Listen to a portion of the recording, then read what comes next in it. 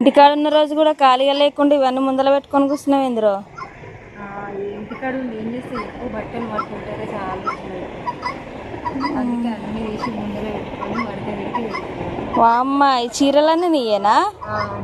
మరి ఇన్ని చీరలు ఉన్నాక ఎందుకు ఎప్పుడు డ్రెస్లు వేసుకుంటావు, చీర కట్టుకో?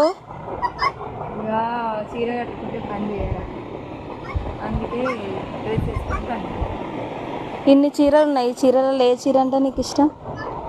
ఇవన్నీ కనిపిస్తున్నాయి వీడియో, అన్నీ కనిపిస్తున్నాయి. ఒక చీర మా అమ్మ అన్నీ ఇవన్నీ నీయేనా? అడుగున పెట్టినా.